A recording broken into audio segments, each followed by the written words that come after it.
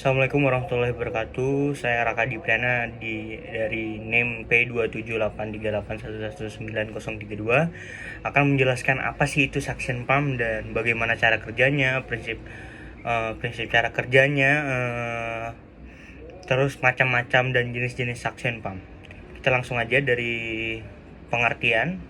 Suction pump adalah sebuah alat kesehatan yang berfungsi untuk mengeluarkan cairan dari dalam tubuh manusia dengan cara disedot atau dihisap. Alat ini umumnya terdiri dari beberapa bagian, diantaranya mesin, selang penyedot, dan tabung. Suction pump banyak dipakai di klinik dan di rumah sakit untuk berbagai keperluan seperti saat proses operasi, untuk penanganan pasien, gangguan pernapasan yang diakibatkan oleh lendir, dan banyak lagi lainnya. Kita masuk di bagian fungsi suction pump. Secara umum, alat ini bekerja mengeluarkan cairan di dalam tubuh yang sudah tidak berguna. Mengapa alat ini dibutuhkan? Karena ada banyak kasus medis yang memiliki kondisi demikian. Beberapa kasus medis membuat tubuh memiliki cairan berlebih yang tidak berguna dan justru menekan kerja organ lain di dalam tubuh. Oleh sebab itu, cairan dalam tubuh tersebut harus dikeluarkan agar organ tubuh dapat bekerja dengan lebih baik dan bisa dikatakan lebih lancar begitu. Adapun cairan yang tidak berguna dalam tubuh misalnya adalah lendir, darah, ini contohnya darah kotor misalnya, dan beberapa jenis cairan lainnya yang muncul akibat gangguan kesehatan. Kita masuk di bagian prinsip dan cara kerja suction pump. Setelah mengetahui fungsinya secara lebih, kini saatnya kita mengetahui bagaimana cara dan prinsip kerja alat ini. Prinsip kerja suction pump mirip dengan kerja pompa pada umumnya. Proses penghisapan dilakukan dengan bantuan kekuatan motor. Adapun tegangan motor yang dipilih dapat disesuaikan dengan kebutuhan. Ada tegangan 20 volt atau 100 volt. Adapun putaran yang dibutuhkan motor adalah 145 rpm dengan 50 per 60 Hz. Pemilihan motor yang digunakan harus didasarkan pada seberapa besar tegangan pada rangkaian kapasitor.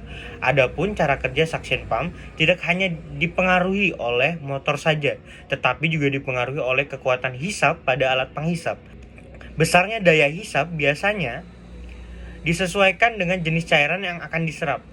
Semakin kental cairan, maka daya yang dibutuhkan akan semakin kuat. Kita masuk ke cara penggunaan suction pump. 1. Pastikan dan persiapkan alat-alat yang akan digunakan dalam proses suction pump sudah steril, dapat digunakan dengan baik, seperti kondisi kelistrikan suction, catheter, tabung cairan, dan pipa penghubung dalam keadaan baik dan dapat digunakan. Dalam artian ini penghubungnya ini tidak bocor ataupun tidak merembes kemana-mana nanti cairannya kalau masuk. Kedua, pastikan hubungan antara suction machine dengan tabung cairan terhubung dengan baik. 3. Hubungkan tabung cairan ke kateter menggunakan pipa. Lakukan percobaan menghisap dengan air bersih. 5. Setelah proses suction telah selesai, cabut pipa penghubung antara mesin dan kateter ke tabung cairan. 6. Tutup dengan rapat tabung cairan dan buang atau bersihkan tabung sesuai dengan jenis tabungnya. 7. Lakukan sterilisasi pada kateter dan tabung serta charge ulang alat suction untuk penggunaan selanjutnya. Kita masuk bagian jenis-jenis suction pump, yaitu ada manual suction pump, wall mounted suction pump, portable suction pump, mobile suction pump, dan transport suction pump. Yang pertama kita masuk ke manual suction pump. Seperti namanya, alat ini merupakan alat yang digunakan secara manual tanpa menggunakan tenaga listrik dan atau baterai. Ini dia tanpa bersumber daya listrik ya. Cara kerja alat ini umumnya menggunakan pompa tangan yang disambungkan ke tabung cairan. Kita masuk ke kedua, yaitu wall mounted suction pump. Pada umumnya suction jenis ini ada pada tempat-tempat yang dimana sang pasien tidak dalam kondisi yang perlu untuk berpindah-pindah. Maksudnya ini dia suction pumpnya tetap di situ-situ saja, tidak bisa diubah-ubah. Tentu saja ini tidak kompatibel ya Pak, maksudnya tidak praktis dalam penggunaannya ya. Dia cuma ada di dinding begitu. Yang ketiga yaitu ada portable suction pump. Portable suction pump yang menonjolkan segi mobilitasnya dan fleksibilitasnya. Biasanya suction jenis ini menggunakan tenaga baterai atau listrik. Yang keempat, ada mobile suction pump. Adalah jenis alat yang memiliki kekuatan hisap yang tinggi sehingga cocok digunakan untuk penggunaan di ICU, UGD, ruang operasi sampai dengan ada di klinik perawatan kecantikan, begitu. Kita masuk ke 5 yang terakhir, transport suction pump. Nah, untuk suction pump yang ini, alat yang satu ini digunakan untuk kebutuhan saat di perjalanan. Jadi kira-kira kalau darurat, transport suction pump adalah jawabannya.